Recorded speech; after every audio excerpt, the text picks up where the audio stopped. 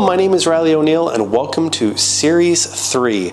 Series 3 is going to focus exclusively on my grandfather's artwork as seen and interpreted by myself. The point of this is that during my grandfather's life, while he painted over 3,000 paintings, he never really published a book about his work. He did publish books featuring his work, but he never really published his thought process, how he went out and made things, the actual artistry of his work. A lot of books, a lot of artists will produce books which may just showcase their work, but not really like behind the scenes or here's how to do it or here's the lessons. He never got to publish one of those. So with this series, it's my intention to kind of do that work for him. So a major challenge that I mentally had was kind of think, how can I make this series for several different groups of people? On one hand, there's a small number of people who's going to like this art, check it out and want to buy it. And I thank you so much for doing that. And I invite you to DonO'Neill.com where you can see our entire collection of prints available.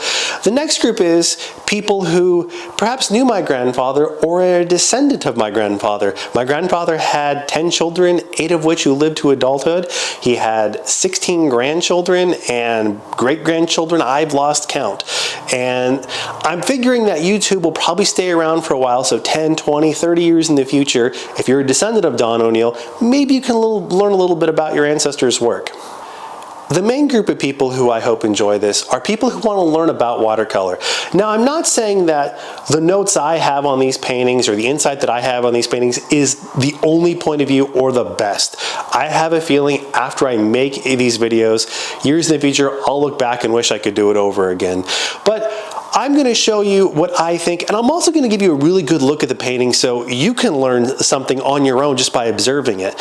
A lot of artists, I generally don't think get to do this. You get to see this, but I intend to show you bits and pieces up close.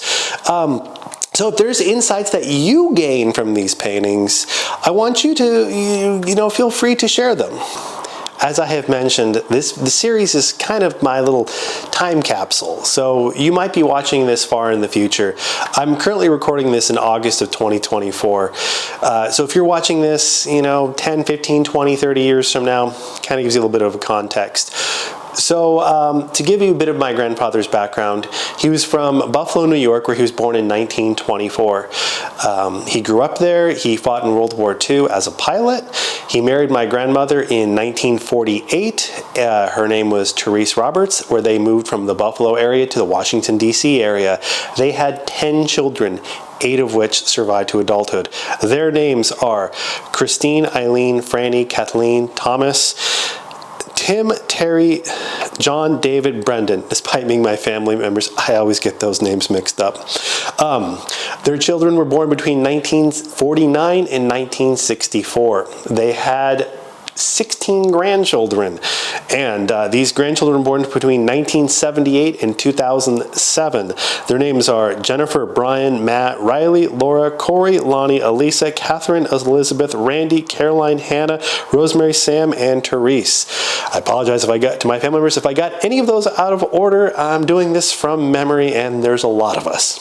So his career information. My grandfather started painting watercolor in the 1960s. He was originally a trained architect and he worked for the Marriotts when they lived in DC, and he had his own private practice in Riverside. And I believe he briefly worked for a company called Runau, which at the time of this video, I believe is now called Runau and Clark in Riverside, California. He originally started painting in watercolor to do better architectural renderings, and in the 1960s he was studying with a master artist by the name of Milfred Zorns, who, if you're not familiar with, I definitely recommend looking up. He's probably one of the most prolific watercolor artists in all of human history. He painted professionally between the 1930s and his passing in the mid-2000s. At some point in the 1970s, my grandfather's artwork overtook his architectural practice, and by the time I came around in the 1980s, he was not practicing architecture at all. He was a full-time artist. Throughout his career, he was known for painting a lot of local California scenes. However, he traveled and painted all over the world. I do not have an exact number of paintings that he produced. The records are kind of missing a lot. I figure it's somewhere in the neighborhood between 2,500 and 4,000, of which I'm very familiar with about about 200 to 300 of. My grandfather was a signature member of several watercolor organizations throughout his professional career: the Watercolor West, the National Watercolor Society, and the American Watercolor Society. These can be evidenced when you look on his paintings. You will actually see his signature: a WW for Watercolor West, an NWS for National Watercolor Society, and AWS for American Watercolor Society. At some point, he was a signature member of all three. This series comes from a lot of thought. I originally tried to do this as a blog series, which I did as emails, and I was really not happy with them. There's something lost, and I didn't realize who I was trying to communicate to. So with this series, I'm trying to communicate to a lot of people. First and foremost, I hope to influence anyone who wants to learn about watercolor painting. I believe these paintings are great examples to learn from. There are so many great artists throughout history to learn from, and I firmly believe that my grandfather is one of them. Second, I hope that people who are learning about these places depicted in these scenes realize that artists went to your town. Artists went through and made really great works of your city. And I hope this influences artists to go out to other places. My grandfather was known for painting Riverside, California. And most people don't associate Riverside, California with a grand body of work depicting the town. But it does. And he was not alone. There were other artists as well.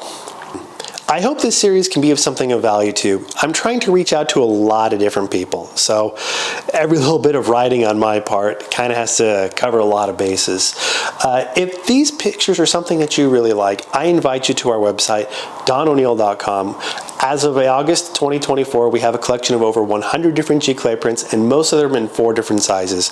Our prints are printed on watercolor paper with archival inks, and they look fantastic. Thank you very much for watching. I hope you find this series fulfilling, and I hope to see you in the next video.